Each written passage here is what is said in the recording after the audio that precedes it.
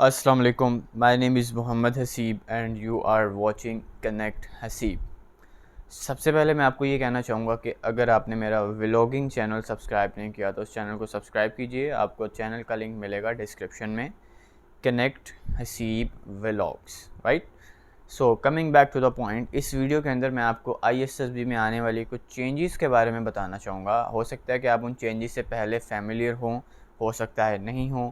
दोनों सूरत हाल में आपके लिए वीडियो बेनिफिशियल रहेगी, क्योंकि जो चेंजेस आई हैं मैं उन चेंजेस को डिस्क्राइब भी करूँगा कि उन चेंजेस में आपको बेनिफिट क्या रहेगा और वो जो तब्दीली आने के बाद जो कुछ नए टेस्ट इंट्रोड्यूस हुए हैं वो किस तरह के होंगे। सो दोनों तरह से ये वीडियो आपके लिए मुफीद साबित होने वाली है। वेल, सबसे पहले मैं आपको ये बताता चलूँ कि पहले जो ISSB हुआ करते थे उनमें पहले दिन जो टेस्ट होता था वो होता था स्क्रीनिंग आउट टेस्ट, यानी कि उसमें वर्बल होता था, नॉन वर्बल होता था, मैकेनिकल एप्टीट्यूड टेस्ट होता था।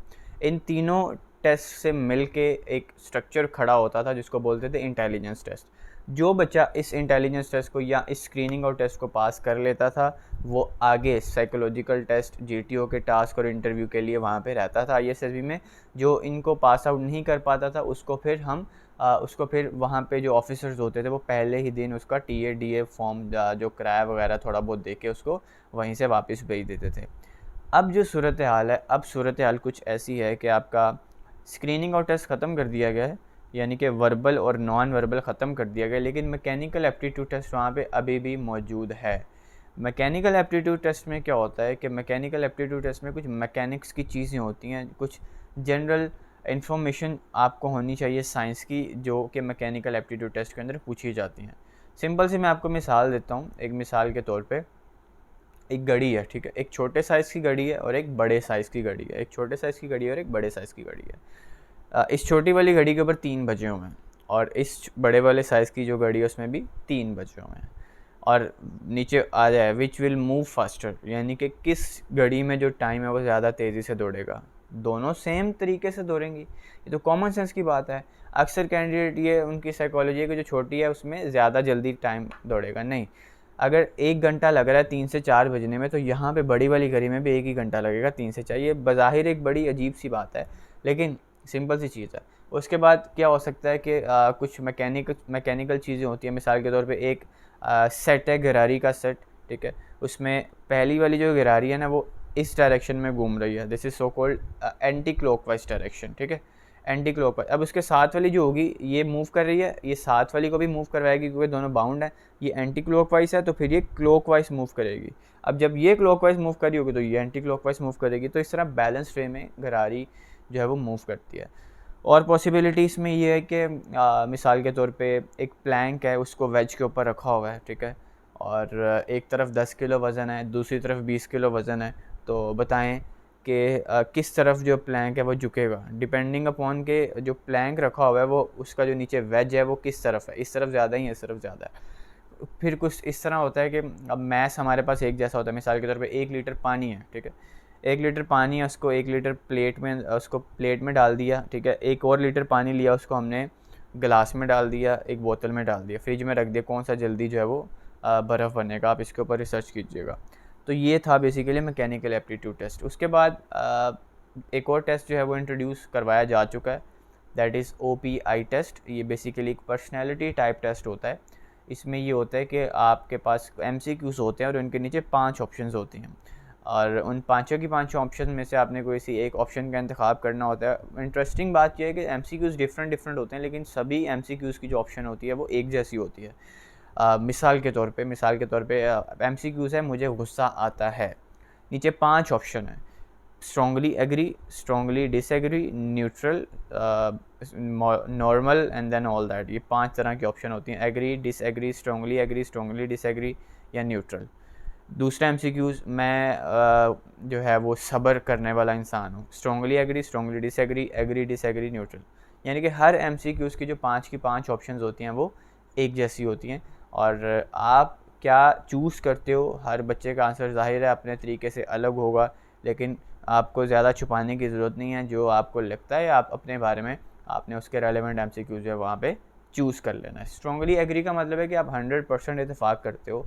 स्ट्रॉन्गली डिसएग्री का मतलब है कि आप 0% भी इत्तेफाक नहीं करते, और एग्री डिसएग्री में ये होता है कि 90% आपने इत्तेफाक किया, क्योंकि 90 से 100 की तरफ अगर जा रहे हो तो फिर स्ट्रॉन्गली एग्री को आपको चूज़ करना चाहिए। न्यूट्रल ये है कि आप इसके बारे में कुछ कहना नहीं चाहते।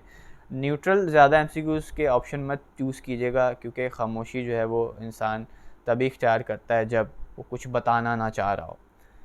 तो ये टेस्ट है। उसके बाद जो तीसरी इंपॉर्टेंट चीज़ वो ये सुनने में आ रही है कि जो कमांड टास्क होता था, खैर मैंने 3 साल पहले दिया था ISSB, जो कमांड टास्क था वो हर शख्स को कमांड टास्क दिया जाता है, हर शख्स को कमांडर बनाया जाता है। लेकिन उसके बाद सुनने में आया कि जो GTO होता है वो टाइम को मलहूज़े खाते रखते हुए कैंडिडेट से पूछता है कि आप में से कौन सा कमांड टास्क परफॉर्म करना चाहता है, कौन सा बच्चा जो है कमांडर बनना चाहता है। तो 2-3 लड़के हाथ खड़े कर देते थे, फिर उनसे बारी बारी कमांड टास्क लिया जाता था, बाकियों की चांसेस कम हो जाते थे रिकमेंडेशन के, जो 3 होते थे उनमें 1-2 पास हो जाते थे। तो ये स्टोरी मेरे सामने आई सुनने के लिए, लेकिन मुझे श्योरिटी नहीं है, मुझे ऐसा लगता है कि ऐसा नहीं है। अब जो सीन है, जो पहले भी यही सीन था मेरे दौर में, कि हर कैंडिडेट को, हर शख्स को जो ISSB गया है उससे कमांड टास्क परफॉर्म करवाया जाता है, ताकि पता चल सके कि उसका लीडरशिप पोटेंशियल क्या है। आपने करना है इंटरेस्टिंगली आप कर जाएंगे, अगर आप नहीं करना चाहते तो ऑब्वियसली आपको मौका तो दिया जाएगा कि आप कुछ ना कुछ हाथ पाँव जो है वो मारें, आपकी पर्सनैलिटी के बारे में पता चले, आपके लीडरशिप पोटेंशियल के बारे में पता चले आपके GTO को। तो ये महज एक खामखा एक बात थी। उसके बाद बड़ी एक इम्पॉर्टेंट चीज़ मैं आपको बताने लगा हूँ, वो है इंटरव्यू के हवाले से। पहले ये होता था कि उर्दू में इंग्लिश में इंटरव्यू चल रहे हैं, फिर एक स्टेज ऐसी ही दरमियान में जिसमें इंग्लिश को बहुत ज़रूरी करार दिया जाने लगा, लेकिन साथ में ये भी मेंशन किया जाता रहा कि इंग्लिश ना होने की वजह से, इंग्लिश ना बोलने की वजह से, ना समझ आने की वजह से किसी भी कैंडिडेट को फ़ेल नहीं किया जाएगा। लेकिन अब जो सिचुएशन है वो ये है कि अब आपकी चॉइस है। आप का जो इंटरव्यूअर है वो अगर आपसे इंग्लिश में क्वेश्चन करता है और आप इस काबिल नहीं हैं कि आप उसको इंग्लिश में रिस्पॉन्ड कर सकें, तो आप एक्सक्यूज़ करते हुए उनसे ये कहेंगे, sorry sir, I can not speak English very well, but I would like to reply in Urdu.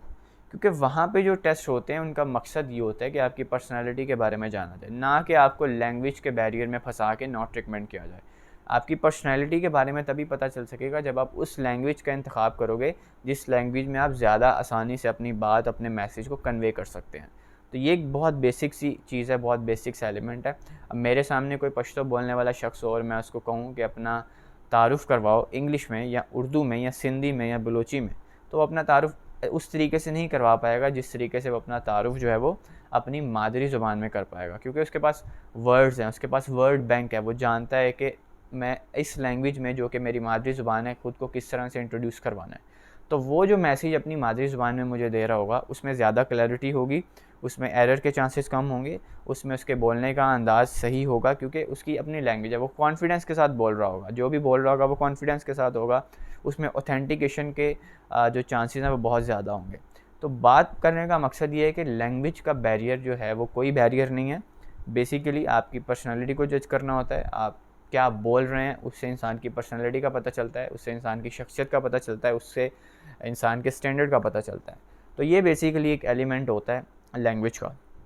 English नहीं है तो कोई मसला नहीं, लेकिन मैं आपको एक चीज़ बताता चलूँ कि English is going to be the very important language in the upcoming era. आप इंटरनेशनली कोई काम करना चाहते हैं, कोई बिज़नेस करना चाहते हैं, कहीं बाहर जाना चाहते हैं, तो English is going to be the one of the most popular language, और ये इंटरनेशनल लैंग्वेज बनती चली जा रही है। ये हमने आज से कोई 8 साल पहले किताबों में पढ़ा था कि English is going to be the international language. तो अब जो है वो इसमें और ज़्यादा तेज़ी आ गई है। तो इंग्लिश आपको बेसिक लेवल की आनी चाहिए। आपकी इंग्लिश इतनी अच्छी हो कि अगर आप बोल नहीं सकते तो आप एटलीस्ट इंग्लिश समझने के काबिल हों, इंग्लिश लिखने के काबिल हों, और फिर ज़ाहिर है जब इतनी अंडरस्टैंडिंग हो कि आप इंग्लिश सुन सकते हैं, इंग्लिश को समझ सकते हैं, इंग्लिश को लिख सकते हैं, तो फिर कहीं ना कहीं आप थोड़ी बहुत इंग्लिश बोल भी सकते हैं, अपना मैसेज इंग्लिश में कन्वे भी कर सकते हैं। तो ये एक इम्पॉर्टेंट मैसेज था आपके लिए ISSB की चेंजेस के हवाले से। सो सी यू इन अनदर वीडियो। अपना बहुत सारा ख्याल रखिए, मुझे दीजिए इजाज़त। अल्लाह हाफ़िज़।